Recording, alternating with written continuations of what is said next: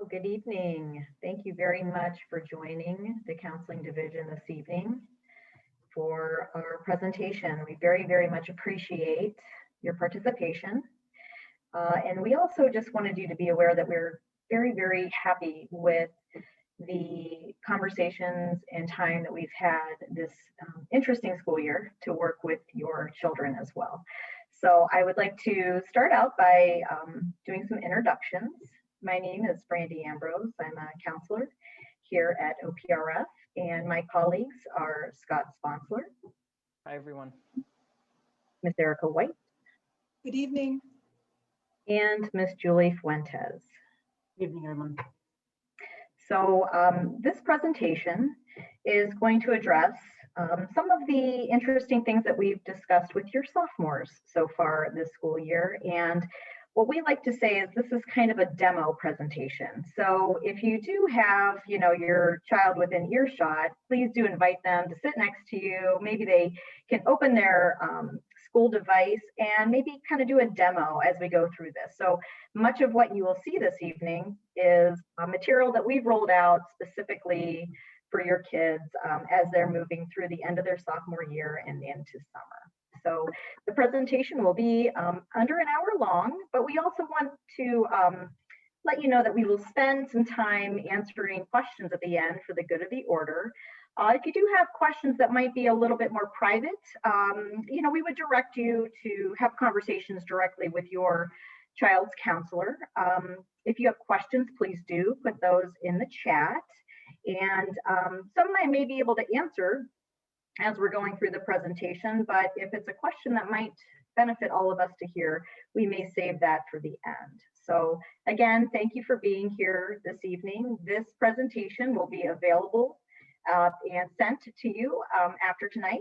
So if you missed anything, please don't worry. This will be at your fingertips. All the links will be live when you open this. So hopefully we are giving you information that your children will be able to use very soon. All right, next slide, please. So the overview this evening, we're going to talk to you a little bit about the four-year planning process that we work on with our students. So, you might remember back to the very beginning of high school when you came to maybe the high school here in February of the 8th grade year and built the first ever high school schedule with your child. So that actually starts our curriculum. We very much encourage students to take the most challenging courses they can for mastery in classes in which they are going to grow and enjoy and to take interesting electives. Also, through the course of high school, we have been encouraging each child, each student, to build a portfolio. What that means is we obviously in this age have a lot of digital access to things and documents. What our process is using a device, an app that we call Naviance, which Mr. Sponsler will share with you here in a little while. And it's a nice resource. It's a place that can house a lot of different information throughout high school. So you'll see a lot of Naviance this evening, and hopefully it'll give you the opportunity to start exploring the things that are most interesting to you and your child. Also, that's something that's a little new for us, especially through the things that we've been dealing with COVID. We've wanted students to have access to virtual job shadow opportunities. So Ms. Fuentes will address that as we go through. Next slide, please. Again, to the point that we had introduced is that the coursework, the relationships with the teachers, with peers, clubs, sports activities, all those things together make a successful high school experience and one that we hope your children will feel very supported in all the way through.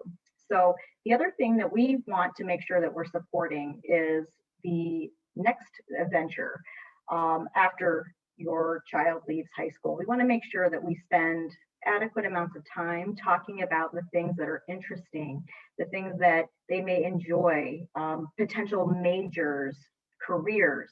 So when you take a look at Naviance this evening, you'll be able to see some of the pathways that our students are exploring at this very time. We do talk about the educational path after high school as well, and some of those goals we set in terms of research, looking at careers, which are changing all the time. So if you're interested, if you'd like to kind of see the big picture, there's a link that you can click here, which will take you to the College Board Action Plan. And it'll give you a perspective of where the 10th graders sit and what we will be taking a look at in the 11th grade year. That curriculum essentially is going to start in the fall. Next slide, please. Here's some sequencing of where we have been and where we will be going. During the freshman year, which was not that long ago, we typically would have, you know, a period-long freshman transition meeting with your child. You know, that is something that I know my department has very much missed. We've done it a different way, but having the thought of being able to grow that relationship that we have started with your children as they move through high school is something that really is a huge part of this position, this job, and the impact that your children have on us and vice versa. Also, during freshman year, there's an introduction to Naviance, and this is usually in the form of a survey called Do What You Are that analyzes a little bit of the personality so that your son or daughter are able to kind of look at different things that maybe they can identify as their preferred learning style, maybe some areas where they might want to explore majors, careers, and more. But the kind of endpoint to the freshman year in the sequence of planning is the development of that individual four-year plan. Many of the counselors use Skyward to house your child's four-year plan. It's under the portfolio tab.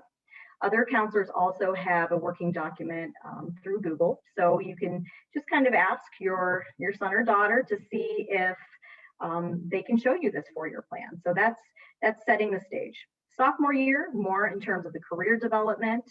And again, always addressing the four-year plan, the interest, the mind changes constantly. We want to make sure that we're always addressing those questions and those needs.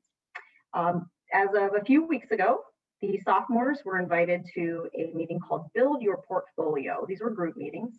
And some of the information that you're going to see tonight is what we presented to them. So we hope that this will stimulate some interesting conversations. And we just want you to be aware that if you have any follow-up questions, please do reach out to your counselor. These are the conversations that we definitely want to have as we, watch our children grow. Next slide, please. Junior year, so let's fast forward through the summer. We do encourage our juniors to attend college caller meetings. These are a variety of admission representatives who used to visit in person. We're not sure how that's going to look right now. It's all virtual, but they visit our students. They sign up through Zoom, and the students get to hear a lot about that college or university. We also have career callers, so the same type of delivery. And there's an interaction, there's a conversation. So students get that early look at what it might be like. Would I be a good fit at this place, at that place? And it's a spot to ask questions. You will also be invited to a financial aid evening. So you'll get to hear some of the specifics about financing the college process. And again, we will always address the state mandated SAT. We talk about standardized tests as they go through. A lot of those conversations are individualized and personal based on the learning style. And believe it or not, at that point, the spring of junior year, the students select their final senior schedule. So in senior year, it's kind of a quick-paced race. So a lot of students are making their applications in the fall, working toward their end goal, and having that beautiful end of the year graduation. So that's just a quick overview of our college and career planning curriculum. Next slide, please. And at this point, I'd like to turn the presentation over to Mr. Scott Sponsler. Thanks, Brandy. So as Brandy mentioned earlier, as part of our work with students to help them prepare for the future, we counselors recently held group meetings with sophomores entitled Build Your Portfolio, Choose Your Own Adventure. Next slide, please. So during the group meetings, we discussed the importance of building a portfolio. which is a collection of enriching experiences that help students to develop, grow, and gain skills needed for success in their post-secondary endeavors, whether that includes college, trades, military, or direct entrance into the workforce. All materials from the group presentations are accessible by the students in the class of 2023 Google Classroom. So, if you'd like to see those materials that we shared with the students during the group meetings, please ask them to pull up that class of 2023 Google Classroom. And I believe Ms. Fuentes is going to address that a little bit later in the presentation as well. Next slide, please. So when we talked about a portfolio with the students, the way we described it is that it consists of a collection of experiences that they can use to promote themselves, either as an applicant to college or an internship opportunity, a post-secondary program, or for jobs in the future. We spoke specifically about volunteering, enrichment experiences, and working.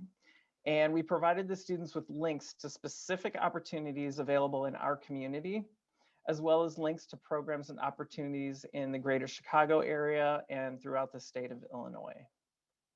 Next slide, please. So the first thing that we talked about with the students was volunteering and the benefits that they can receive from doing that. So besides being personally rewarding for students, volunteering can build self-esteem, present students with the opportunity to make new friends and connections, help them to develop leadership and communication skills. And there are other benefits as well. Volunteer experience is a definite asset in terms of applying to college, getting future internships or jobs, and in applying for scholarships. The two links here are general websites that students can use to search for local volunteer opportunities. Next slide, please. I'm going to turn things over to Ms. White.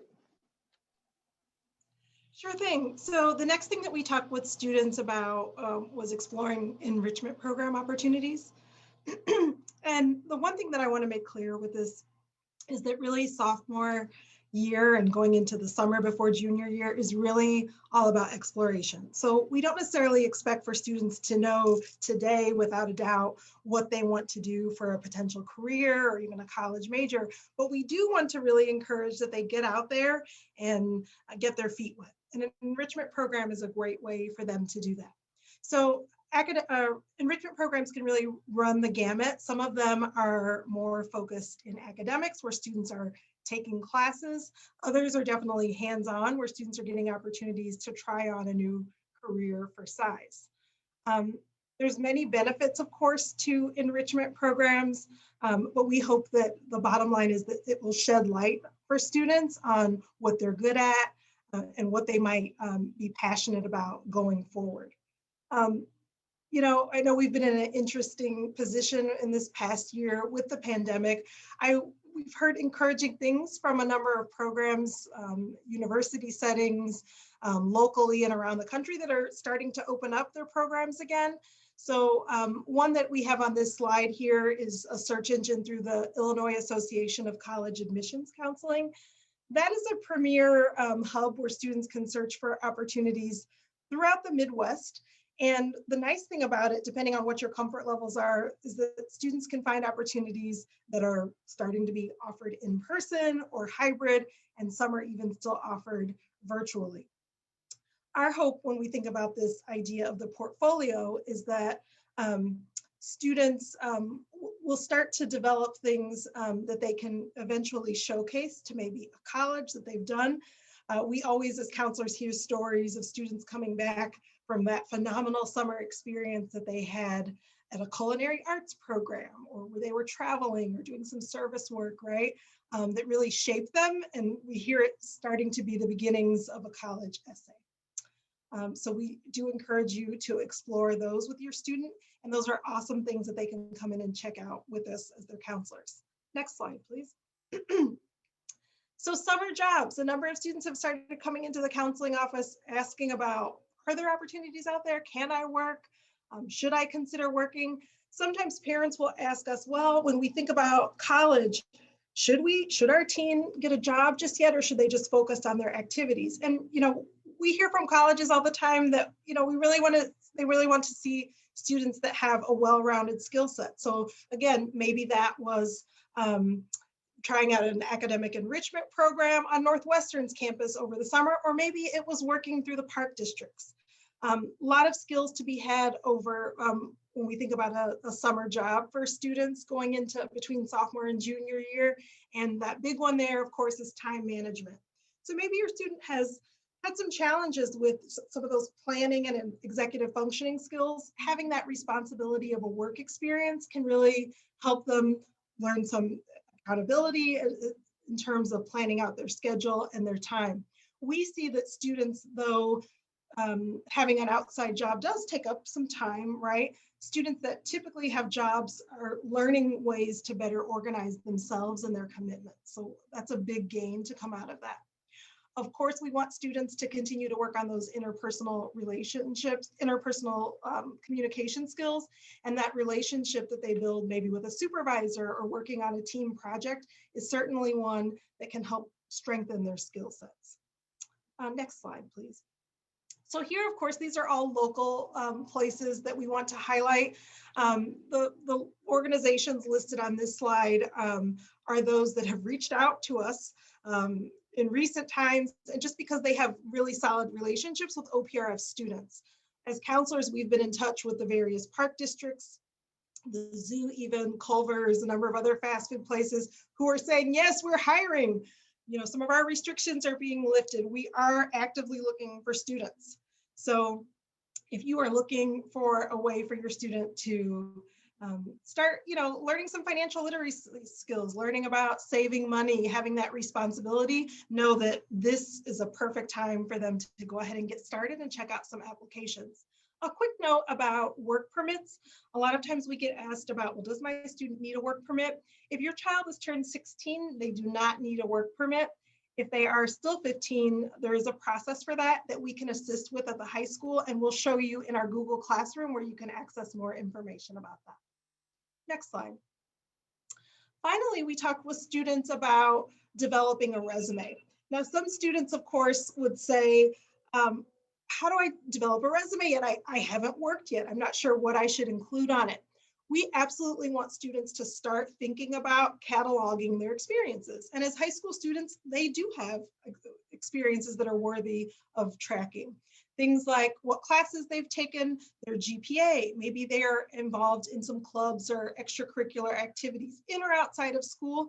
Those are all noteworthy things to put on a high school resume.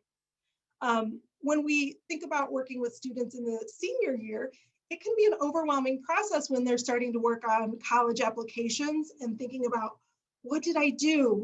I'm trying to go back to sophomore year. What was the name of that program that I did? Where did I volunteer? So we think a resume is just a nice way to start getting students organized, cataloging their experiences, so that when it is time to showcase it, they've got it right there and can share that information about all of their accomplishments.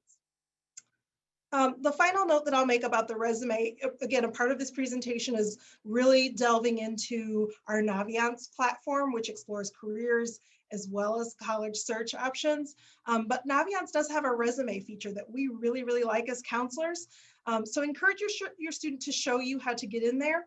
Once they go in and develop their resume, they're just literally plugging in information to categories. So education, work history, accomplishments, awards, etc. And once they click the export button, Naviance actually formats a beautiful resume for them in a PDF. So that's a really nice tool. Finally, I'll say that sometimes our students that are on the underclassmen side, maybe they're not sure what to come in and meet with their counselor about. Well, I know I should go in there. I don't know what I should talk about. The things that we're mentioning in this presentation, particularly things like preparing for an interview, giving feedback on a resume, these would be great subjects to have your child come in and talk with their counselor about, and things we'd really be happy to work with them on. All right, I'm going to turn it over to Mr. Sponsler again, who's going to get us logged into Naviance. Thanks. All right, next slide, please. So Naviance is our college and career planning platform that we use with students.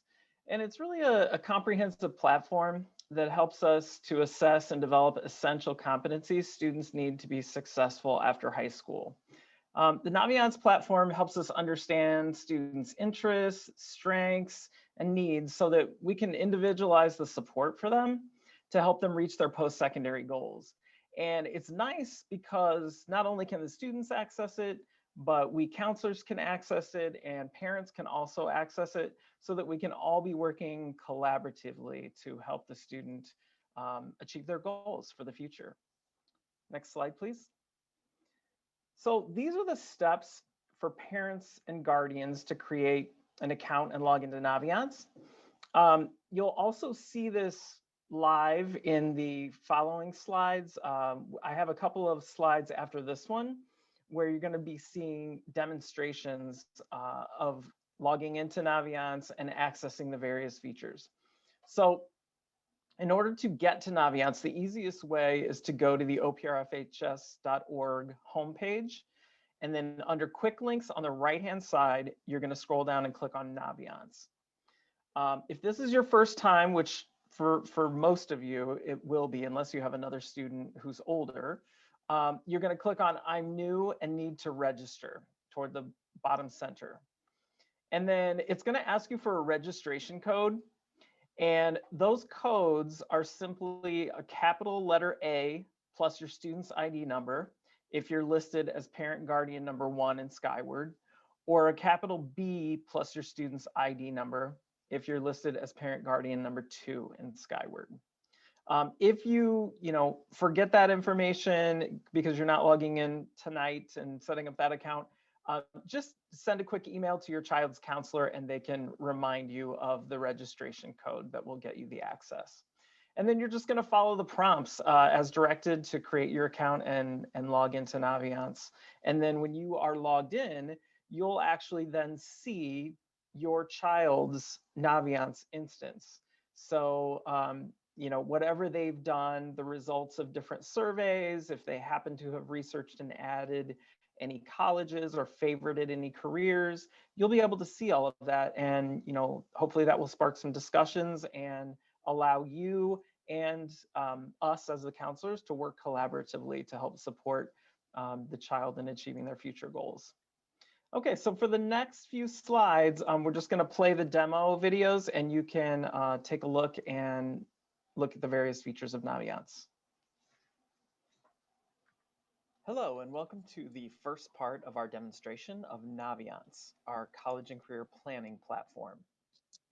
So we're going to start off today on the OPRF homepage, which is just oprfhs.org. And under quick links on the right-hand side, we're going to scroll down and I'm going to click Naviance. So if this is your first time here as a parent guardian, you're going to click I'm new and need to register. And then you're going to enter the registration code I mentioned, which is capital A followed by your student's ID number if you're parent guardian number 1 in Skyward, or capital B followed by your student's ID number if you're parent guardian number 2 in Skyward. Then you'll follow the prompts to create your account and log in. I'm going to go ahead and log in with the student login at this point, because what you'll see as a parent guardian is very similar to what you'll see in the student view. So here we are in Naviance at the homepage, and just a few things that you'll see here. There's a box with a note particular to this class. So if your student is a sophomore, you would see a note that's geared to sophomores. There's a favorites box, important to-dos, what's new, chats with colleges. These are some of the things that you'll see here on the homepage. And I'm going to take you first into a section called self-discovery. And I'm going to go to the self-discovery home. So the self-discovery home is where you'll find various assessments that are designed to identify the student's learning style, personality traits, career interests, strengths, and once these are identified, Naviance is going to provide the student with potential careers that would be a match for their strengths, interests, personality traits, and so on.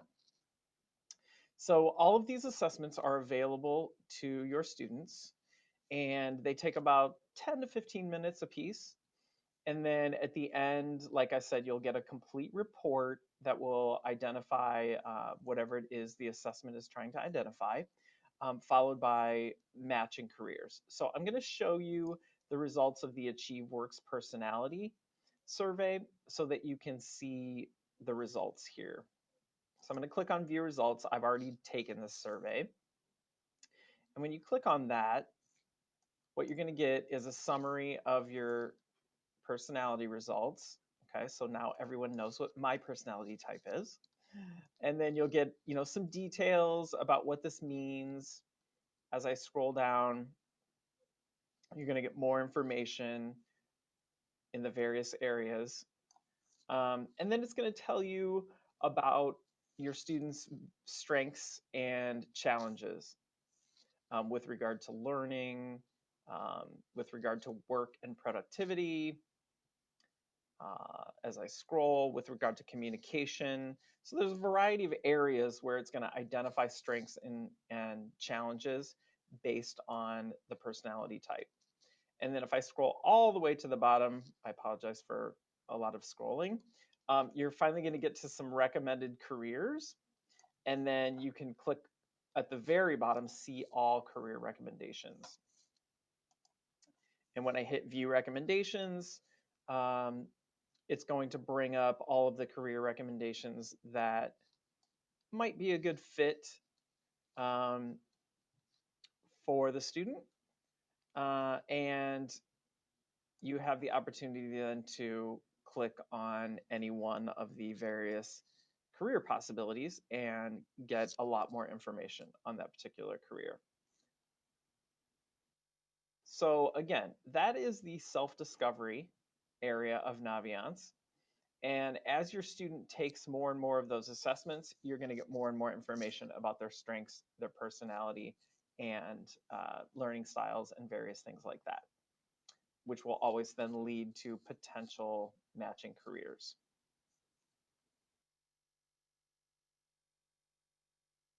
Welcome back. In this section, I'm going to take you through some of the career information in Naviance, which will help you have conversations with your student about their potential careers and help sort of get them thinking about the future of life after high school. So in this section, the first thing I'm going to show you is I'm going to click on careers, and we're going to go to explore clusters and pathways. So a career cluster is a group of careers that share common features, such as healthcare. And a career pathway is a smaller group of jobs within a career cluster that use similar skills.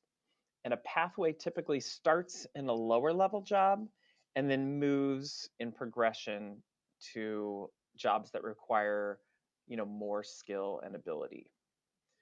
So as you look at some of the career clusters here, you'll see they're kind of broad overarching areas. I'm just going to click on education and training to show you an example. And when I click on this, as with lots of other things in Naviance, I have the ability to click a heart and favorite this particular career to follow up and do more research later. I can click on read details, and this is going to give me a brief overview of this particular career cluster.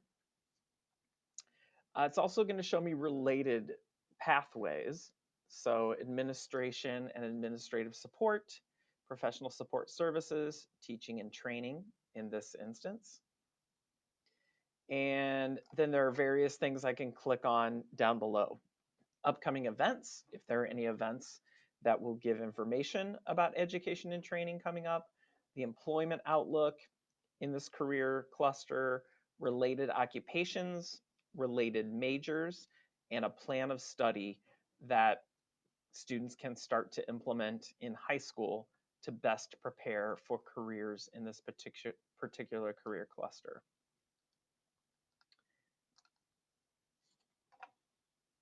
So the next thing I'm going to show you is I'm going to go back up to careers, and I'm just going to go to explore careers. So if a student has a specific idea already about what career they might be considering, they can come here, type the career in, and get a lot more information about that career. So for the sake of example, I'm going to type in counseling psychologist, search for it. Here's the career. And if I can favorite it again, if I click the heart, or I can click right on it to get a lot more information about this particular career. So on this overview page, I'm going to get general information, the education necessary for this particular career, the median national salary, the career cluster and pathways this career belongs to, what counseling psychologists do on a daily basis, the wages across the United States, the Holland traits, which are necessary for this particular career. These are personality traits that would be valuable if you wanted to be a counseling psychologist. Related majors and related careers. So other potential careers that would be similar, but a little bit different than this particular career. So that's the overview.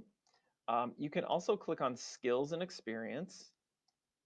And this is going to tell you which particular skills and experiences are important in this particular career and how important they are if you plan on being a counseling psychologist in this case. And then you can also drill down to skills, abilities, activities, and tasks and learn more about each of those particular areas. And then as far as wages go, students are always very interested in wages. And in this particular page, you can learn more about wages in terms of a breakdown by state and even wage ranges by city throughout Illinois. So if your student is wondering, what their salary might look like in different areas of the state or of the country, they can find that information on the wages area here. And then if there happen to be any upcoming events that students can attend about this particular career, then they will be listed in the upcoming events area. Okay, so I'm going to scroll back up to the top. I'm going to show you one more quick thing here, careers. I'm going to go to Explore Road Trip Nation videos. So Road Trip Nation is basically a series of videos where various leaders in all kinds of industries and career clusters were interviewed and have a lot of valuable information to share with students who may be thinking they want to achieve something similar.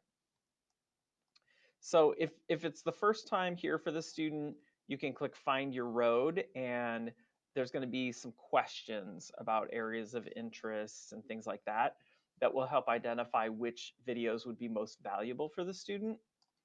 Just to show you an example, I'm going to click on leaders here.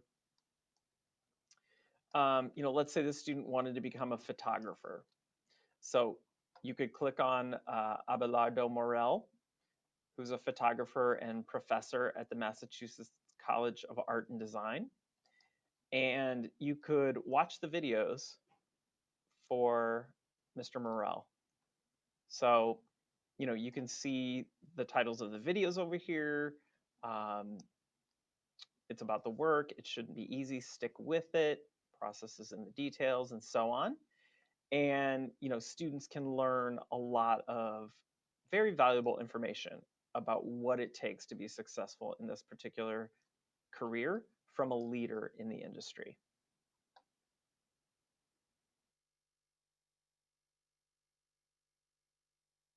Welcome back for part 3 of Naviance. This section will focus on college research. So I'm going to go up to colleges at the top, and I'm going to go to the college's home. So there are a variety of things that you'll see on this college's homepage.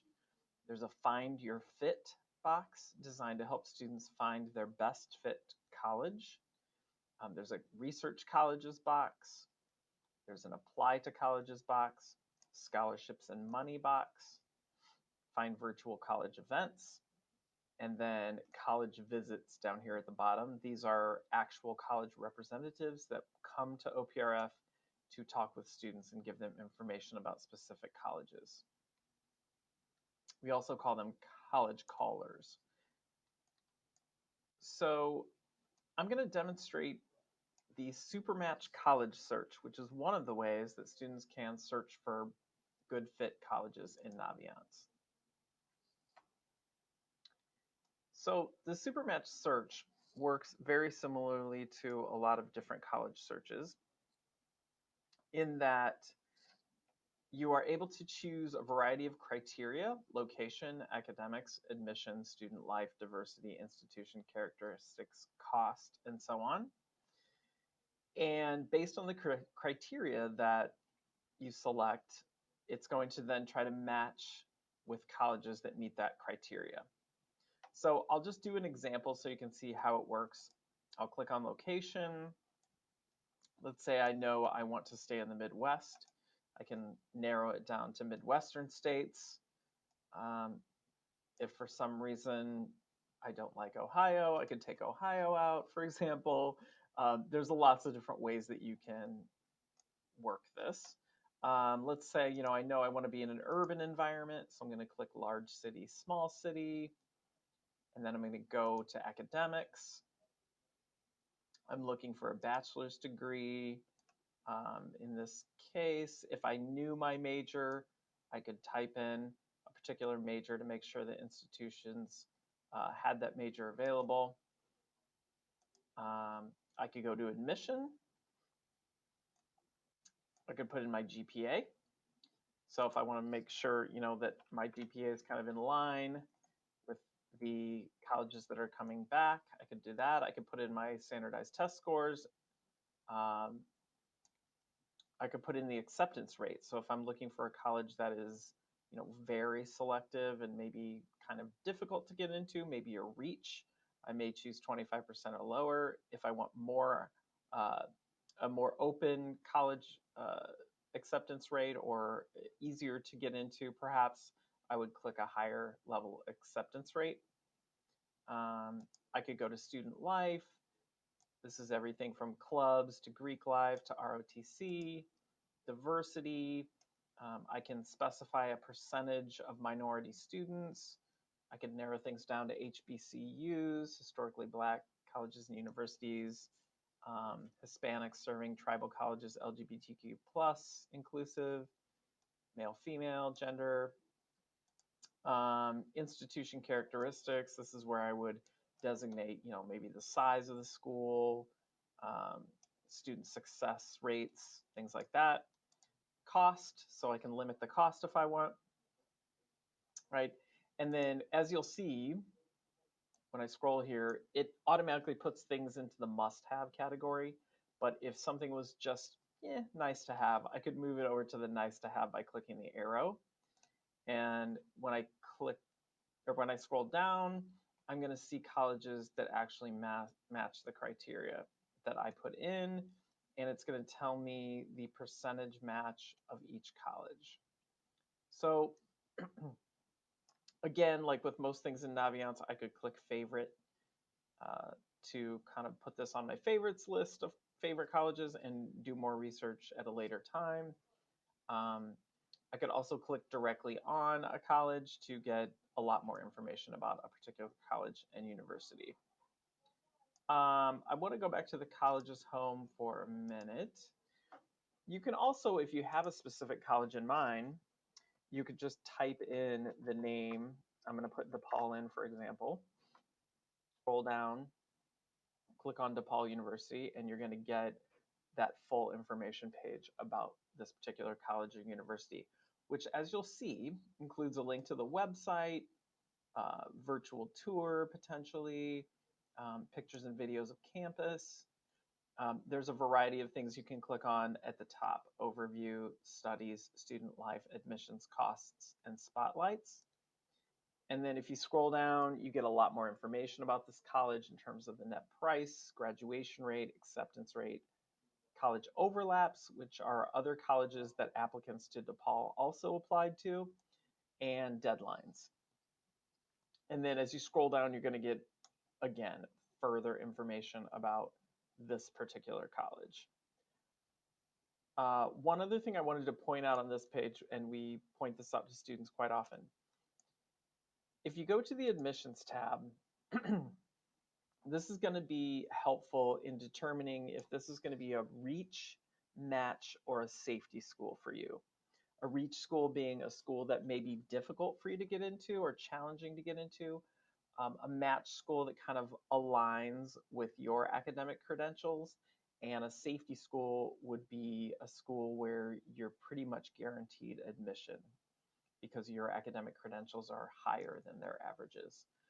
So the first thing you can look at here is the acceptance rate. 67% gives you a good indicator, how easy or difficult it is to get accepted here. And if you scroll down a little bit more, these are actually OPRF students, the number that actually applied, got accepted, and enrolled in each of the years past. And then if you scroll a little further, you get this graph. It's called a scattergram. And this is going to plot individual OPRF students that have applied over the past several years and show you whether or not they got accepted, denied, or waitlisted. A green check mark indicating acceptance, a red X indicating denial, and a circle indicating waitlist. And then you're always going to get this point here, which is going to be the average GPA and SAT score for those students who were accepted, in this case to DePaul. So if I were looking at an actual student instance of Naviance right now, there would also be a blue circle that would plot that students on this graph based on their GPA and SAT score. So if my circle is down here, I know that this is more of a reach school for me. If my circle is up here, it may be more of a safety. If it's really close to this point, then it's probably a match school for me.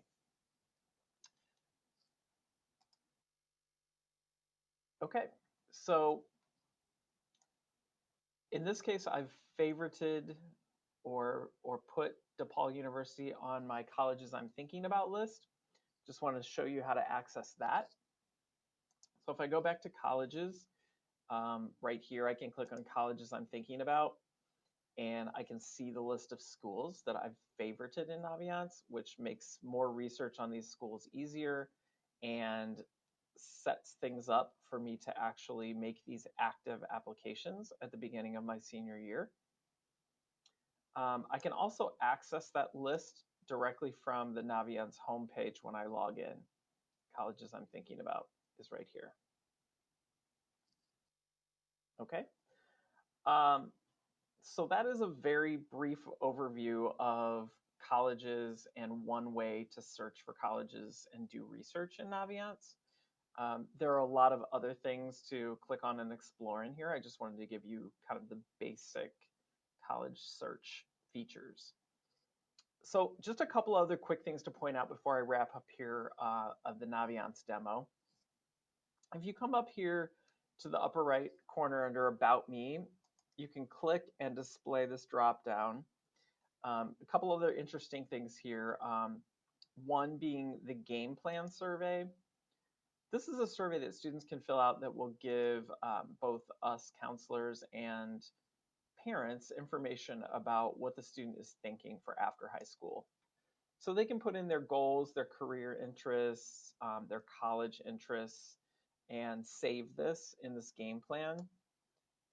And there's a variety of other things they can put in here as well, but it just gives me as the counselor or you as the parent a little bit more information about what that student is thinking about their future and their game plan for after high school. The other thing I wanted to show you in this About Me section, because we touched on this with your students in their group meetings that we recently had is the resume feature. So if you click on resume here in Naviance, this is a place where students can come. They can click this plus button and type in a variety of things, an objective, a summary, work experience, education. And as they enter things, they show up here in these boxes. And then they can click print export resume, choose what they want to include on the resume, and then download it as a PDF doc, Word doc. And let me just show you what the resume looks like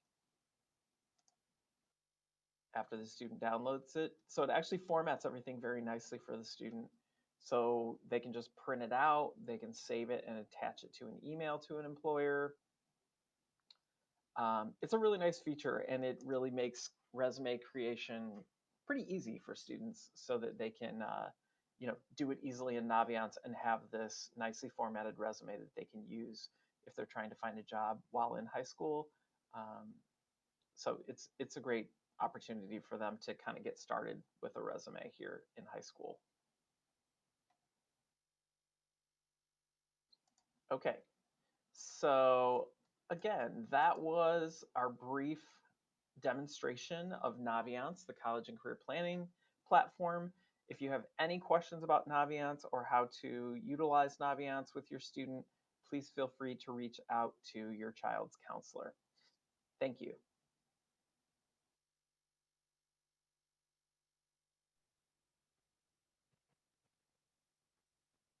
Hi again, everyone. Thanks, Mr. Sponsler. And just like a great concert, we have saved the best for last. That would be me. But not to worry. Lucky for all of you, I will not be singing. So career pathways. We hear a lot about career pathways these days, but what is a career pathway exactly? It's defined here, but basically, a career pathway is a series of structured and connected education programs and support services that enable our students to advance over time to better jobs and higher levels of education and training. Each step on a career pathway is designed explicitly to prepare students to progress to the next level of employment and/or education. There are many career pathways that are available at OPRF, and they are all listed here on this slide. But I'm going to take a few minutes to highlight some of our more popular options. A number of these career pathways offer our students the opportunity to earn college credits while in high school, which can save them time and money. Well, actually, it saves their parents money, which is always a plus. The first one I want to talk to you about is our nursing assistant pathway, which is open to both junior and senior students. It is a year-long course offered here at OPRF. This class provides our students with the opportunity to practice as a nursing assistant under the supervision of a registered nurse. Students will learn about topics such as transporting patients, feeding patients, hygiene, disease prevention, first aid and CPR, medical charting, and how to care for patients with dementia and Alzheimer's. What is really great about this course is that students have the opportunity to gain 50 hours of hands-on experience at a local nursing home. And upon completion of the course, the students are also eligible to sit for the Illinois Nurse Assistant Certifying Exam. And finally, this course provides students with the opportunity to earn dual credit. Dual credit, this means that through an agreement with Triton, our local community college, students will earn both credit here at OPRF on their transcript and at Triton College. So students have the opportunity to earn college credits while in high school and earn this certification before they graduate, and the best part, it's free. Our barbering and cosmetology programs are also popular options here at the high school. Students who are enrolled in cosmetology and barbering work with Miss Roberts Beauty Academy or S. Green Reeves Barber Academy. Both are located in the same location in Hillside. Both programs teach students the necessary skills to prepare them to sit for the Illinois State Board of Cosmetology or barber license.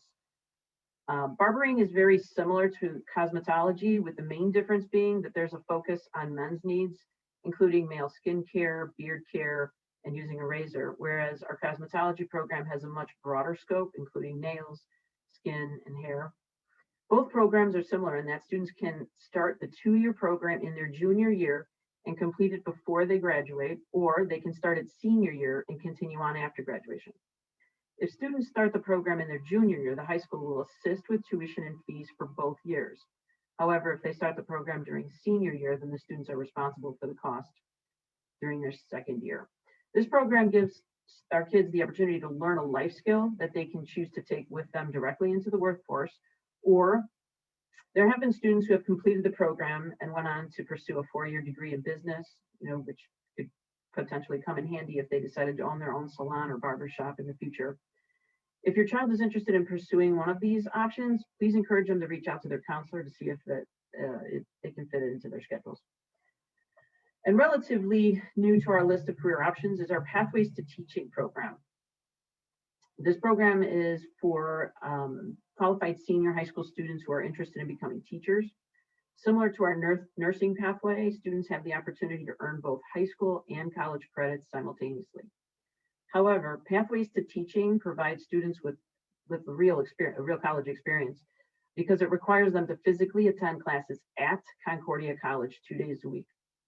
Students spend the other 3 days participating in group work and observations and completing other program requirements while they're at the high school. If you have questions about career pathways or you'd like to learn more about dual credit opportunities, you may reach out to Ms. Worster, our post-secondary pathways coordinator. Her contact information is listed here, or you may reach out to your child's counselor.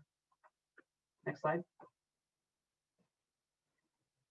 Our students can take advantage of a new resource available to them entitled Virtual Job Shadow. Virtual Job Shadow is a video-based career planning platform they can access through their school email address and Chromebook devices. It's a unique and user-friendly website that allows students to discover, plan, and set future goals.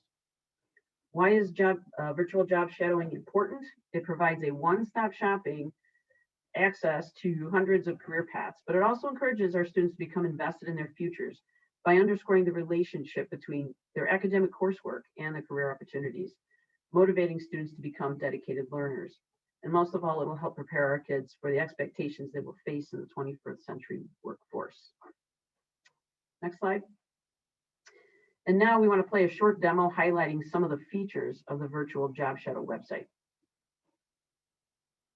To access their Virtual Job Shadow account, students should start by visiting the OPRF homepage.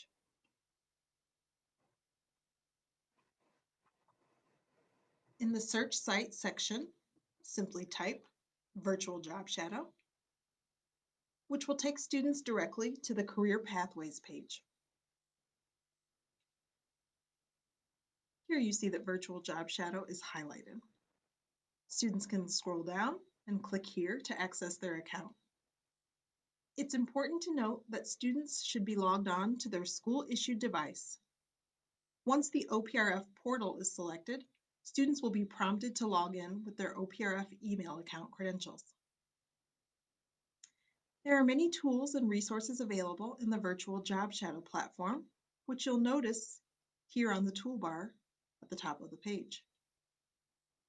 For the purposes of this brief tutorial, however, it should be noted that our focus will specifically be on utilizing the career exploration features to aid students in their post-secondary planning and research. Let's get started. Under the Career tab, let's visit the Career Central section of the site, which houses career profiles and job shadowing videos. These videos feature a day in the life of various career professionals. You'll notice that Career Central has filters at the top, which allows students to search by featured careers, career cluster, education, industry, interest, etc. If your student is uncertain about what a specific career cluster entails, the cluster area is a great place to start so that they can have a better understanding through the general overview videos.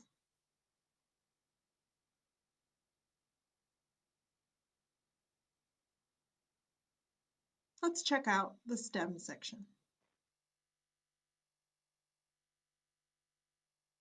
STEM stands for science, technology, engineering, and math. The men and women who work in the STEM cluster are at the forefront of scientific innovation and discovery. Their work impacts humans, wildlife, oceans, rainforests, computers, just about everything you can think of on Earth, as well as in outer space. Let's start with science. Scientists share a natural curiosity about the topics they study. There are many different kinds of scientists. Some, like biologists, study living organisms here on Earth. Others, like astronomers and astrophysicists, study planets, solar systems, and other extraterrestrial objects. Next comes T, technology. Technology is all around us, thanks to the people who work in this cluster. Computer scientists create the software and hardware we use every day. Their expertise brings us the latest smartphones, apps, and gadgets.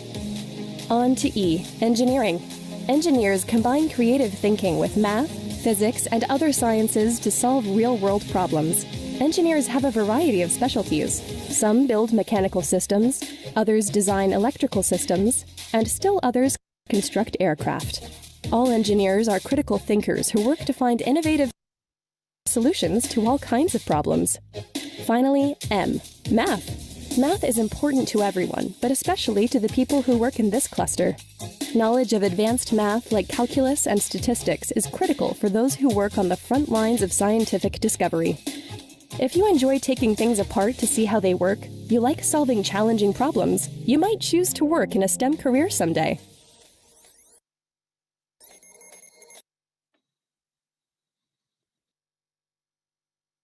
Once a student hones in on a cluster area of interest, they can then click on the title in the left-hand section and see a list of career options within this field.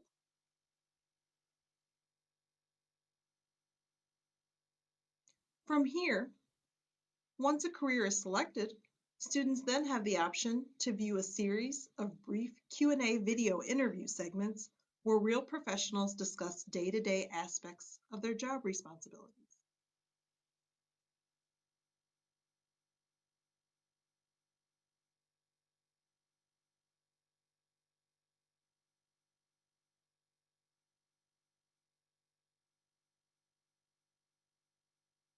Additionally, located on the left-hand side of the page, for each career profile, students can review further details about the career description, required education, earnings, future outlook, etc. Finally, students are able to save and come back to career profiles they are continuing to explore by clicking on the heart icon. Saved careers can be accessed by clicking on the My Careers option under the Careers toolbar. Once again, the Virtual Job Shadow platform has many other tools and resources available. We hope that this information is helpful and that you'll encourage your student to get a jump start on exploring their post-secondary options, beginning with browsing Career Central features. Thank you.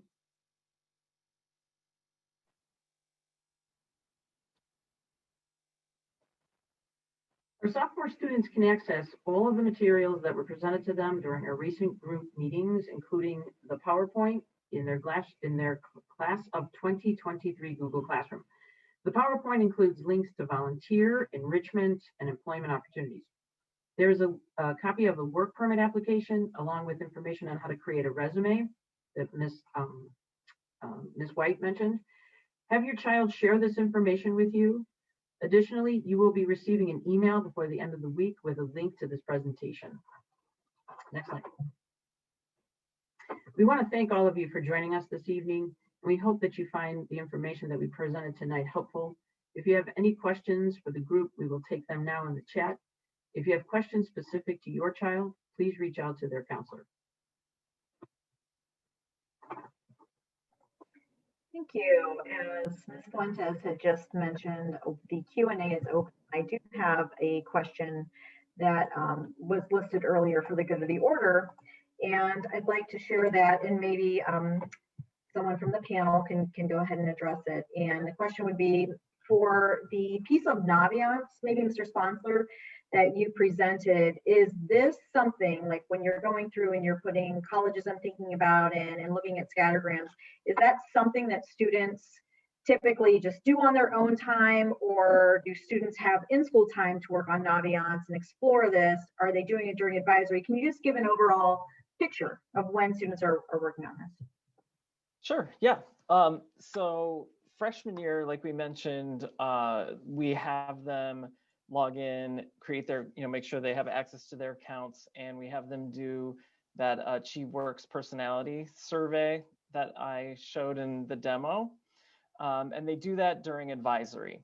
And then this year we also had them do a reflection exercise. So they were able to access that through their Google Classroom, and just kind of reflected on what they learned about their personality and if they discovered any potential careers that looked interesting to them. As far as, doing more research on careers, colleges, we, in individual meetings with the students, we will, sit with them and do career research. We will encourage them to, pull up college information and look at the scattergrams and, determine whether or not those particular schools are reach match or safety schools for them. We also, during the junior year, we do a group presentation with the students where we explain all of those like college research features in detail, and the career research features in detail, so that the junior students can really start to hone in on that research piece and start utilizing Naviance to really put a solid plan in place for the future and really start narrowing down, what they want to do after high school in that way. Thank you. That's great. And, each counselor may have a variety of different answers. I know there are many times where your child is sitting with me and we're doing the scattergrams together. So, we do that introduction, but I do think a lot of the students really enjoy having some downtime and doing their searches. So there is another question for the good of the order, and whoever might want to answer it, great. Again, it's another Naviance question. So in Naviance, will we see our children's information? Do we have the ability to add to their lists, or do we create separate lists or searches, which is a really great question. So Mr. Sponsor, you want to take that one as well? Sure, yeah. Anyone else? Okay. Absolutely. Yes, so parents can add colleges to the colleges I'm thinking about list for their students. So, it's funny because sometimes when I'm sitting with a student, I'll be like, oh, I see you're interested in the University of Michigan. And they'll say, oh yeah, my dad added that because he went there or something like that. And it always cracks me up. But yes, parents can add colleges to that list. There are certain things that, parents can't do or don't have access to that the students do. And that's, you can actually go in through your login and take any of the assessments for a student, things like that. But yes, you can look at all the colleges, you can favorite them, which adds it to their colleges I'm thinking about list. You can do the same thing with careers and add those to your students' list of favorites. Thank you very, very much. So this is a really, interesting question, especially through this pandemic. The question is, are there any like motivational or interviewing types of advice for parents of teens who kind of are just, not loving the tech platform right now, and, maybe they feel like these platforms and programs could just be putting their child in a box. So in terms of maybe just a little bit of ambivalence, I know we've seen that a lot this year. So Ms. White, any ideas, any thoughts that we can share with parents and families about just kind of that, that motivational piece that I know is really, really important? It's funny, I just had a student email me the other day and discuss why they disagreed with their results of the survey. And we recognize that it's not always going to sync up. And, we tell students, wow, you might really have some strengths in this area, but you might not have any interest, and that's okay too. We encourage students to try these type of surveys every year just because things might change. For students who's maybe not wanting to get into the technical side of the survey, I would say that's a really great opportunity to start promoting, maybe dabbling in some volunteering. I know we did highlight, enrichment programs and talked about some things that are long-term, but I would say that for the student that just needs to really have the light bulb moment because they've had a hands-on experience, volunteering is a great place to get started with them, because maybe they can do a short-term activity. Maybe they're just trying something for a day, or they're participating in a special event. So I would start by maybe as a family checking out the Chicago Cares website. You can search there based on event. So maybe you have a certain time frame in the summer that is, easy for your students or your family together to even volunteer. That might be a good place to start to take this exploration offline and hands-on. So that's just one thought. Excellent. Thank you so much. I wouldn't mind taking this next question that came in. This is a very, very common question. I'm really glad someone asked this. It says, when do students typically start to have college conversations with their counselors? Sophomore year? Is it junior year?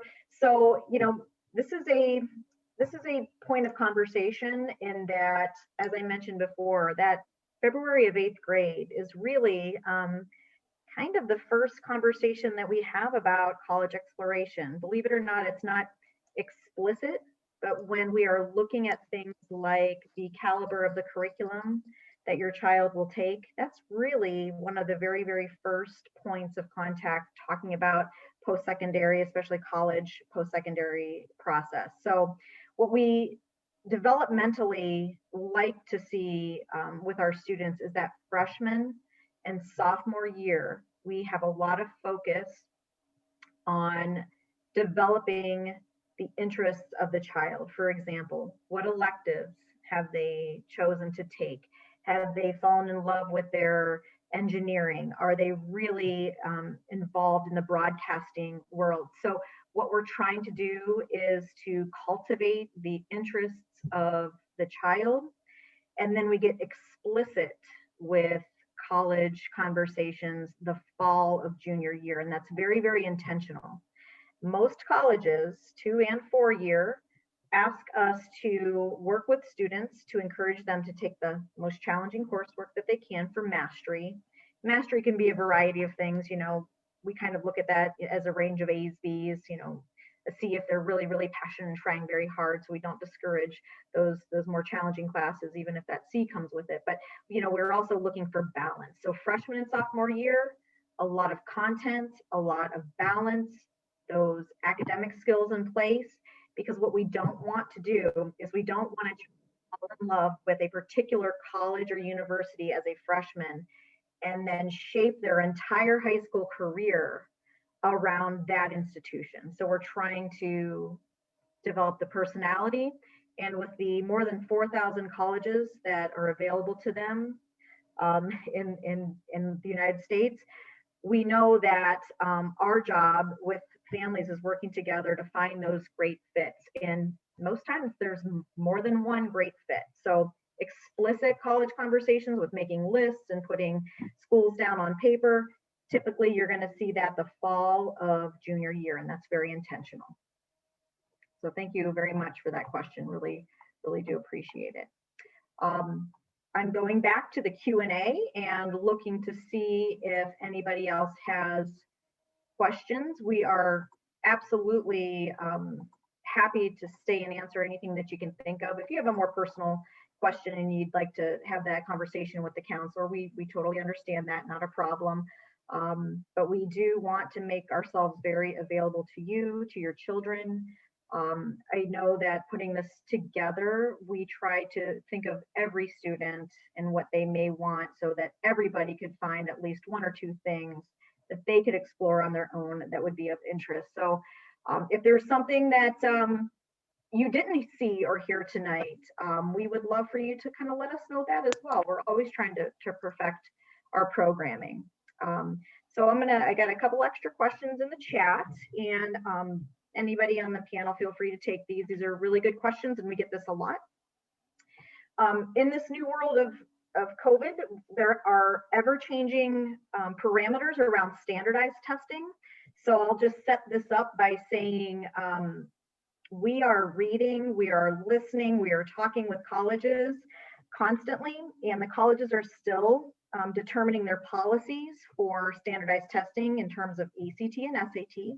So there is no blanket statement that we're going to be able to offer you this evening, other than the trends that we are seeing is that colleges really are taking an extra look at the validity of the ACT and SAT, knowing that through the pandemic, many students did not get the opportunity to sit for an exam. So colleges are shifting their requirements. Not sure, you know, if your child's a sophomore right now and you're in the audience, we can't predict what that might look like. So we do encourage our students to still really focus on curriculum and what's important, but we also do address the ACT and SAT. So the first question that came up is, what SAT prep should students be doing? So anybody on the panel want to take, again, there's a variety of prep, and you know, some are free, some are very expensive. So whoever feels comfortable in fielding the SAT prep that students should be doing. I could talk about the free one. Go for it, yeah. So this is a question that we get asked and thank a lot. And thank you, Ms. Ambrose, for setting that up just to talk about the ever-changing landscape. As you all are aware, your students were not able to take the PSAT this year, and we don't know what's to come for that for next year. But if you're looking for a leader in terms of a testing prep resource, we would like to direct your attention to the Khan Academy. And maybe if somebody could put that in the chat. Khan Academy, typically at this time, we would encourage families and students to create a College Board account and create a Khan Academy account and go through the process of linking those. Linking those in the past has allowed students to receive kind of a report where they can get, you know, a customized suggested online prep program. So based on how you scored on the PSAT, here's things that you can focus on. Well, we don't have that data, but nonetheless, Khan Academy still does have a number of resources. There are daily practice questions. There are sample sections of the SAT that students can take just to kind of get a sense of what to expect. And that's a free resource and one that we like and encourage students to take some of the practice, study, you know, what's available to them. I will say, again, this is without knowing what's going to happen going into next year. The other option that I want to mention is that OPRF has historically provided a test prep option for both the SAT and the ACT, but that's something that we typically don't offer until the months right before students would take it. So when we're all on track and on schedule, students would take the SAT in the spring, so April typically of their junior year.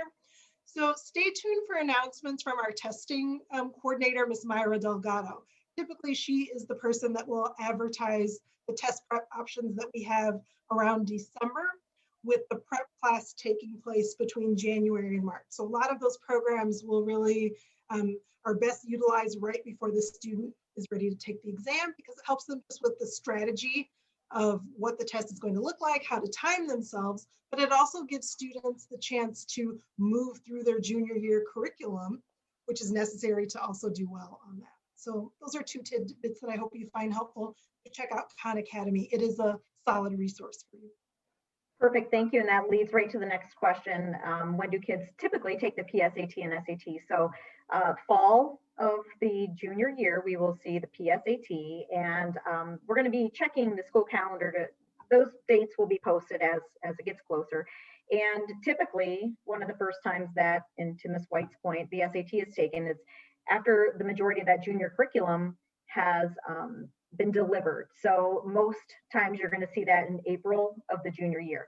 You can take the SAT and ACT multiple times, but those are the typicals. So the next question that came in is also very good. And this is something that, again, we're talking with our juniors and seniors about now. So the question lends to a gap year question. We hear a lot about the gap year. Do we talk about structure around a gap year? So, you know, we can have the most productive conversations about what that year might look like. So whoever would like to handle a gap year question, please do. I can take that one. So yes, and I hear more and more students are interested in doing a gap year, but I'm not sure how other counselors handle it, but I'm sure fairly similarly. I'm always making sure the student knows that that year needs to mean something productive, right? It does not mean just hanging around playing video games, doing whatever you want to do whenever you want to do it. It needs to have some structure around it.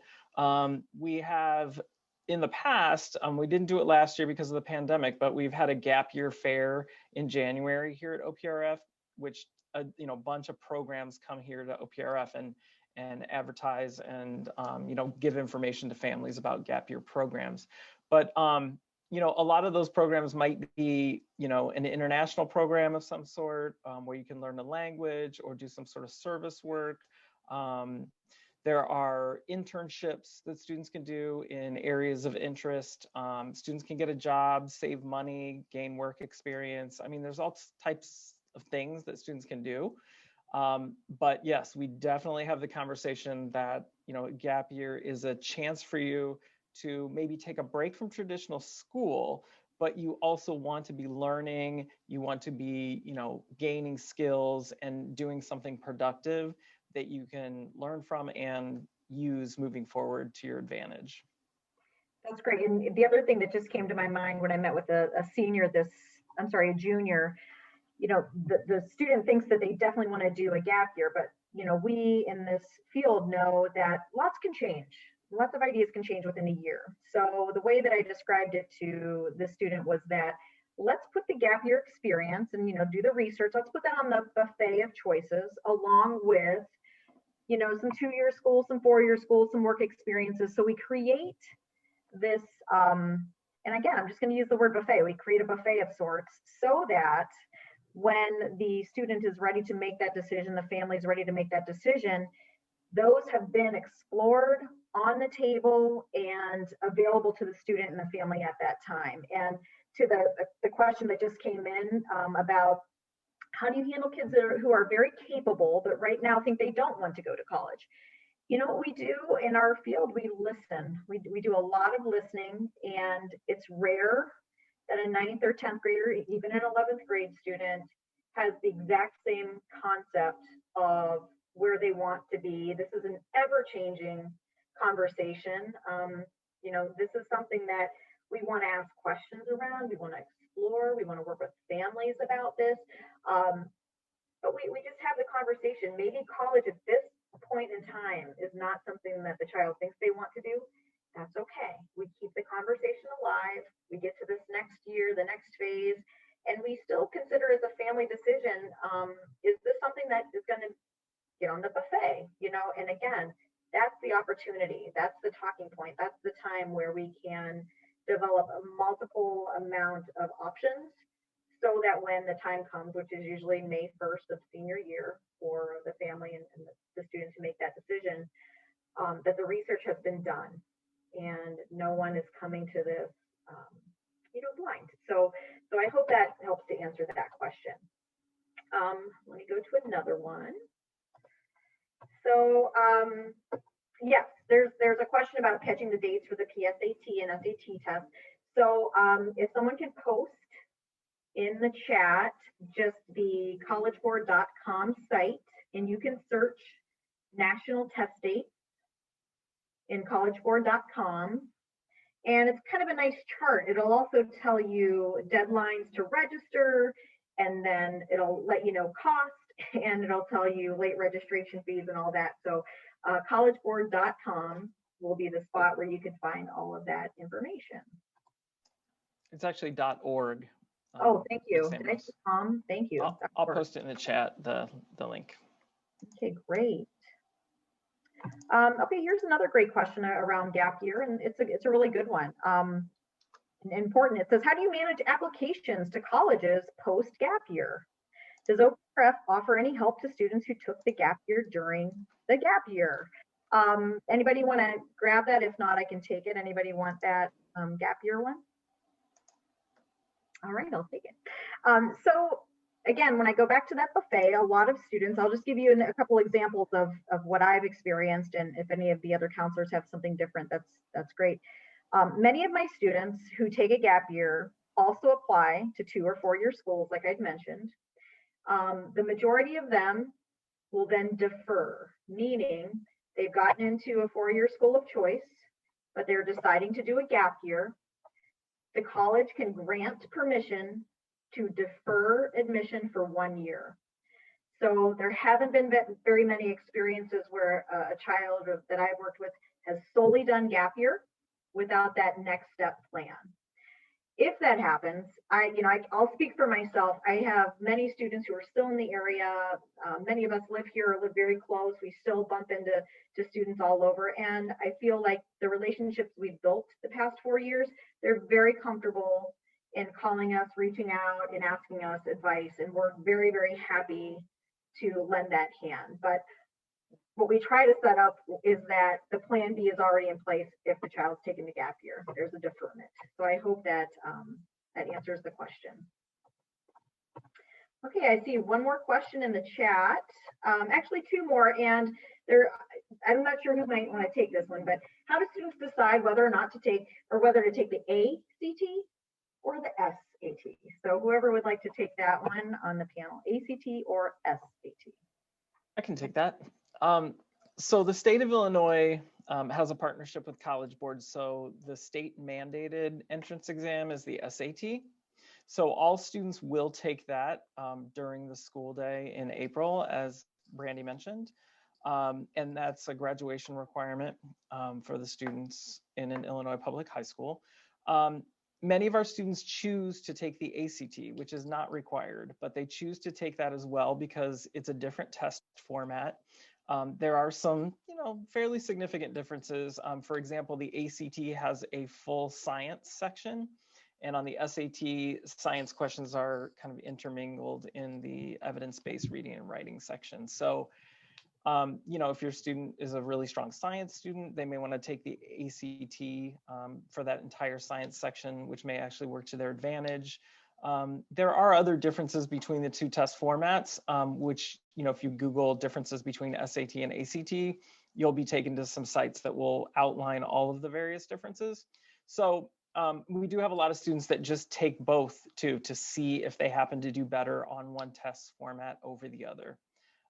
So, we basically just provide them with the information so that if they want to register for each of the tests, they have the registration information and can go ahead and register for whichever exam they prefer to take, or both of them if they want.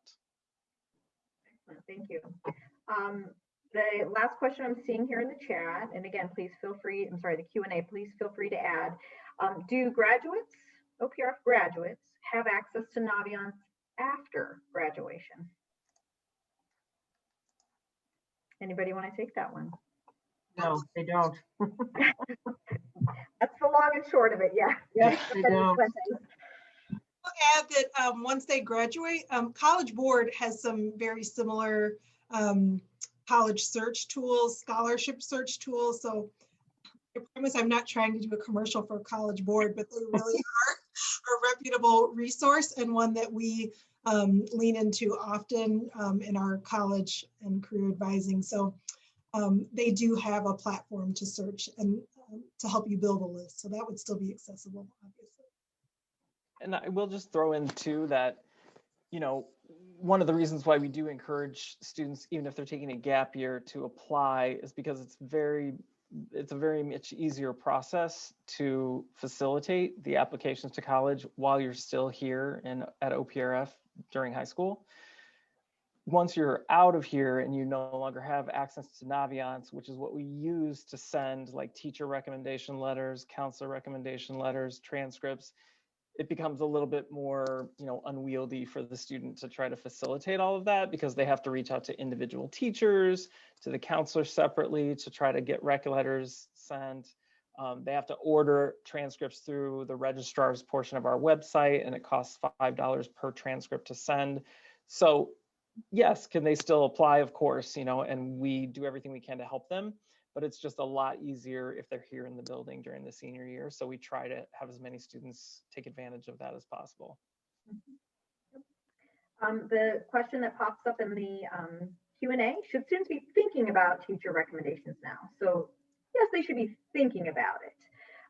Most colleges would like the students to maybe consider asking a teacher maybe from the junior or senior year. That's most common because that teacher can speak to the strengths of the student as of more recent. So that does not mean that if your child's favorite teacher is someone that they're having now in the 10th grade year, they could absolutely ask that individual. That's a conversation that we have during the junior year, usually spring of junior year, with these details, because most times students are allowed to or asked to select two teachers who have had them in a classroom environment, classroom setting, to write them a recommendation for fall. So it's a little early for students to actually ask teachers at the sophomore level, but it is smart to start putting that thought in the mind, but a little too soon at this point. Good question. Any other questions that we can answer for you in terms of delivery that we've given to your children? We hope that you do find the jobs, the enrichment, the volunteer options that are local and close, or even just a quick train ride away, valuable and at your fingertips. I know my teammates did a lot of legwork to call to figure out, are these virtual, are these in person? So we try to give a variety. Some students are very, very comfortable doing volunteer work virtually. Some really want to be hands-on. So we try to make sure that we address all of our students' wants and needs in those options. And please be a friend to Naviance. Naviance will be with you for quite some time. And it's such a great tool. We are, in this field, and we constantly find new, interesting pieces of data usage throughout Naviance. So it is, it's forever changing. So we will keep bringing you updates as they come. But any other questions for the good of the order before we sign off this evening? Let's check this one, sorry. Question, do the students apply to take the SAT, ACT during school, or do they do it on their own? Good question, who wants to take it? ACT, SAT during school, or do they do it on their own? I'll take it. So they don't need to do anything for the school day SAT in April. All of the juniors will be automatically scheduled to take the SAT on a date here in the building. If they want to take an SAT on a national test date, which are typically Saturdays, then they need to go log into their College Board account at collegeboard.org and select the date that they want to take it. We always offer it here at OPRF on those Saturdays, so they can choose OPRF as their testing location and come in here on a Saturday to take it.